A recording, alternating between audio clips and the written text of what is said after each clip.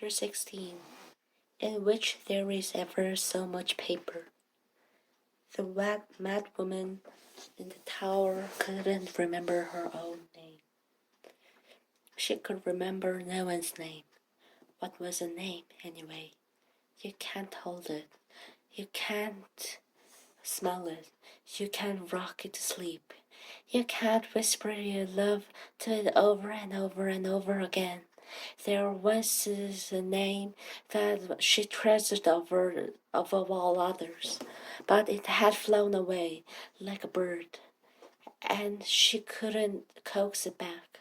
There were so many things that flew away, names, memories, her own knowledge of herself. There was a time she knew that she was smart, capable, kind, loving, and loved. There was a time when her feet fit neatly on the curve of the earth, and her thoughts stacked evenly, one on top of the other, in the cupboards of her mind. But her feet had not felt the earth in ever so long, and her thoughts have been replaced by whirlwinds and storms that swept all her cupboards bare, possibly over. She could remember only the touch of the paper.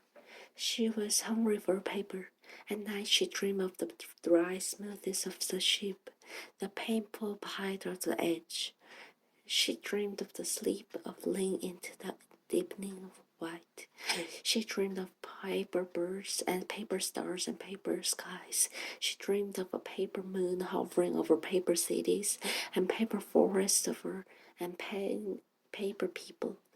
A world of paper, a universe of paper. She dreamed of oceans of ink and forests of quills and an endless bulk of the words. She dreamed all of it in abundance. She didn't only dream of paper, she had it too. No one knew how. Every day the sisters of the stars entered her room and cleared away the maps that she had drawn and the words that she had written without ever bothering to read them. They tooted and scolded and swept it all away, but every day she found herself once again awash in paper and quills and ink. She had all that she needed. A map. She drew a map. She could see it as plain as day. She's here, she wrote. She's here, she's here, she's here. Who is here? The one young man asked over and over again.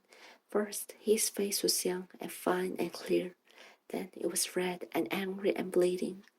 Eventually, the cuts from the paper birds healed and became scars for purple, then pink, then white. They made a map. The mad woman wondered if he could see it, or if he understood what it meant. She wondered if anyone could, or if such things was intelligible.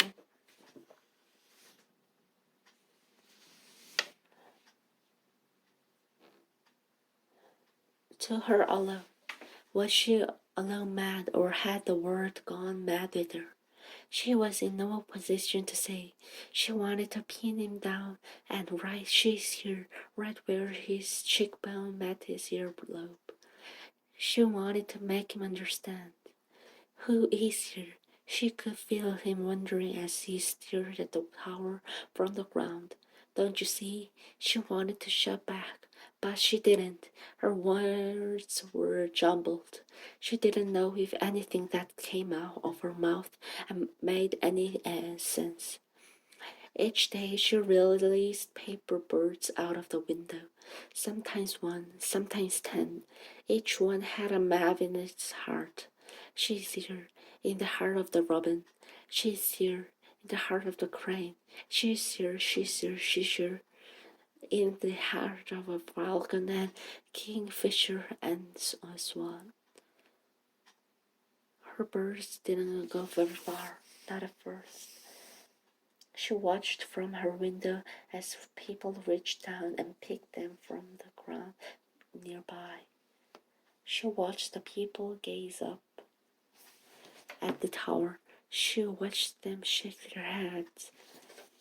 She heard them sigh, the poor, poor thing, and clutch their loved one a little more closely, as though madness was contagious, and maybe they were right. Maybe it was. No one looked at the words of the man. They just crumbled the paper proudly to pulpit and made it new paper. The madwoman could have blamed them. Paper was expensive, or it was for most people. She got it easily enough. She just reached through the gaps of the words, pulling out leaf after leaf. Each leaf was map. Each leaf was a bird. Each leaf she launched into the sky. She sat on the door of herself. Her fingers found paper. Her fingers found cold and ink.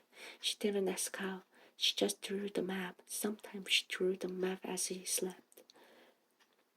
The young man was coming closer. She could feel his footsteps. Soon he would stop a good ways away and stare up, a question mark curling over his heart. She watched him grow from youth to artisan to business owner to a man in life. Still the same question. She folded the paper into the shape of a hawk. She let it rest on her hands for a moment. Watch it begin to shiver and itch. She let it launch itself into the sky. She stared out of the window. The paper bird had been lamed. She rushed too quickly and didn't fold it properly. The poor thing would not survive. It landed on the ground, struggling mightily, right in the front of the young man, the scars on her face. He paused. He stepped on the bird's neck with his foot. Compassion or revenge. Sometimes the two were in the same. The mad woman pressed her hand to her mouth, the touch of her fingers as light as paper. She tried to see his face, but he was in shadow. That it didn't matter. She knew his face as well as she knew her own.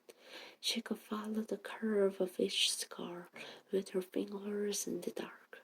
She watched him pause, unfold the bird, and stare at the drawing she had done. She watched his eyes lift the tower, and then arc slowly across the sky and land in the forest, and then look at the map once again. She pressed her hand to her chest and felt her sorrow, the merciless destiny of it, like a black hole in his heart, swallowing the light. Perhaps it had always been so. Her life in the tower felt infinite. Sometimes she felt she had been imprisoned since the beginning of the world, and in one profound, sudden flash she felt it transform. Hope, her heart said. Hope, the sky said. Hope, said the bird in the young man's hand, and the look in his eyes. Hope and light and motion, her soul whispered. Hope and formation and fusion. Hope and heart and earth as accretion, the miracle of gravity, the miracle of transformation. Each precious thing is destroyed and each precious thing is saved. Hope, hope, hope. Her sorrow was gone. Only hope remained. She felt it radiate outward, filling the tower, the town, the whole world. And in that moment, she heard the head sister cry out in pain.